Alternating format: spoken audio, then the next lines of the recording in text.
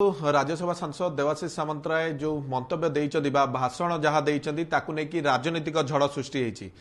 एवं कांग्रेस सहित से मिसिकी बा बीजेडी मिसिकी आगामी दिन में सरकार करियो बोली एकता खोला मंच रे कहउचंदी। तेबे आम सहित कांग्रेस नेता अछंती मोहम्मद मुकीम आमे तांको सहित सीधा सळक ए संपर्क रे आलोचना करिबा।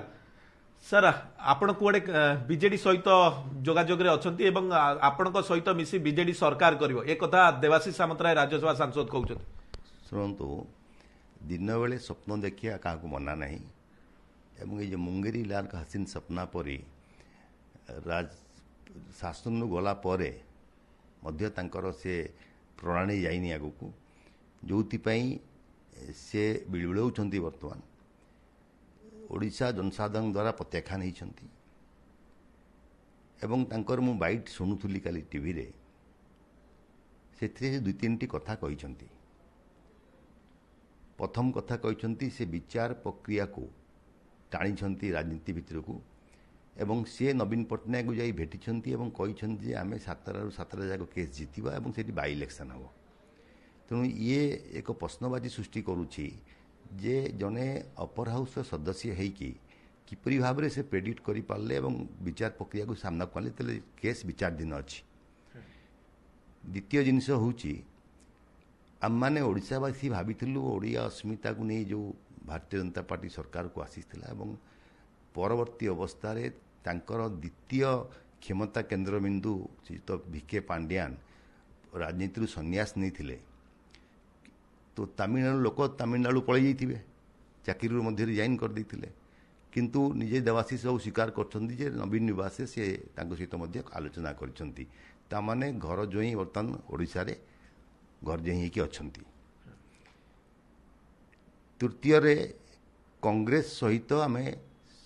मिसिकी शासन करिवु जो बिजु जनता दल सबु बेले ता रंग बदलैछि एवं केंद्र रे पार्लियामेंट रे विभिन्न बिल रे भारतीय जनता पार्टी सहित मिसिकी बिल पास करुथुले एवं तांको सहित दुई टर्म से माने शासन रे मिसिकी थिले ओडिशा रे एवं वर्तमान से किए देवाशीष सामंतराय मु प्रश्न पचार चाहूँगी जे सी किए कहवाई जे कांग्रेस सहित आम मिसिकी दरकार पड़े शासन करूँ कांग्रेस ता निजस्व चिंताधारा अच्छी ओडिशा ता संगठन सुदृढ़ करुच्ची एवं ओडिशा रे कांग्रेस ही मुख्य विरोधी भूमिका निर्वाह करती विधानसभा भितर एवं विधानसभा बाहर मध्य आमे से एजिटेशन प्रोग्राम सब हाथ को नहींचु भारतीय जनता पार्टी सरकार विरुद्ध रे तेणु विजु जनता दल सहित कदापि कांग्रेस हाथ मिसेबार नहीं एवं ये निष्पत्ति मध्य देवाशीष सामंतराय क्षमता बहिर्भूत जिनिस तांकर गोटे लोक क्षमता केन्द्र जे कि नवीन पट्टनायक जहाँ चाहिए पांड्यान जहाँ चाहिए से हम तेणु ये स्वीकार करेंगे कि जे तांकु नवीन बाबू कि पांड्यान एक कथा कहते ताले मु तांकु पुणी प्रश्न पचारि जे केन्द्र रे जातीय कांग्रेस दल तार कलेक्टिव लीडरशिप विश्वास करे तेणु से बिना आलोचना कार्यक्रम केवे करेंगे नहीं। सर सी एक कथा मते कहउछन आमे पचारला बेले से कहउछन मोहम्मद मुकीम किए मोहम्मद मुकीम को कांग्रेस रो डिसीजन मेकर ता तो आगामी दिन रे जड़ा पड़िबा राजनीति रे सब किछि संभव एवरीथिंग इज पॉसिबल विभिन्न दल सहित गठबंधन हेछि बीजेडी काहे की न करिवो एक कथा मते कहउछन जे मोहम्मद मुकीम किए जे मना करिए मु एति पई कहबी मोहम्मद मुकीम किए जे ई मोहम्मद मुकीम द्वारा दुई थर देवाशीष सामंतराय कटक सहरु लोकों द्वारा प्रत्याख्यान होती एवं से जो कहते नवीन बाबू हाथ जाई हलैदेले पुणी आम उपनिर्वाचन जीतिजु नवीन बाबू मध्य कटक आसी बालयात्रा पड़िया हाथ हलई जाइए पांड्यान मध्य रोड शो करते ये मंग धरते लोक या प्रत्याख्यान करते सी होती मोहम्मद मुकीम ओडिशा प्रदेश कांग्रेस स्टीयरिंग कमिटी सदस्य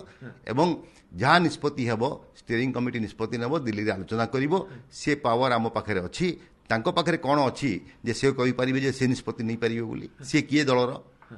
सर सी एक कथा कहउछन्ती जेहेतु आपनको विरोध रे जो हाईकोर्ट रे मामला करथिले ताहा तांको सपक्ष रे जाइतला एवं सेहितुरु से अनुमान करछन्ती जे आउ सातटी जो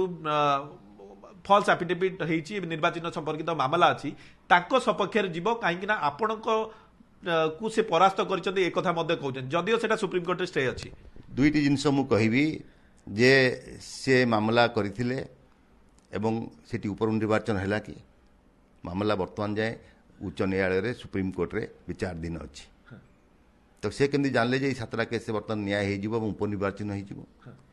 द्वितीय जिनिस मोहम्मद मुकीम ମାମଲାରେ ଓଡ଼ିଶା ହାଇକୋର୍ଟ ପରାସ୍ତ ହେଲା ପରେ ସେ ନିର୍ବାଚନରେ ପରାଜୟ କରିପାରିଲେ କି ପରାସ୍ତ କରିପାରିଲେ କି ପୁନଶ୍ଚ କଟକ ସହରରେ ମୋ ଝିଅ ସୋଫିଆ ଫିରଦୋସକୁ ଲୋକ ଭୋଟ ଦେଲେ। ତେଣୁ ସାଧାରଣ ଜନତା ଜାଣିଛନ୍ତି ଯେ କ'ଣ ଚକ୍ରାନ୍ତ କରାହେଇଥିଲା ଏବଂ ଲୋକ ତା ଅନୁସାରେ ଆମକୁ ଭୋଟ ଦେଇଥିଲେ। ତେଣୁ ଦେବାଶିଷ ସାମନ୍ତରାୟର କୌଣସି ଦକ୍ଷତା ନାହିଁ, କ୍ଷମତା ନାହିଁ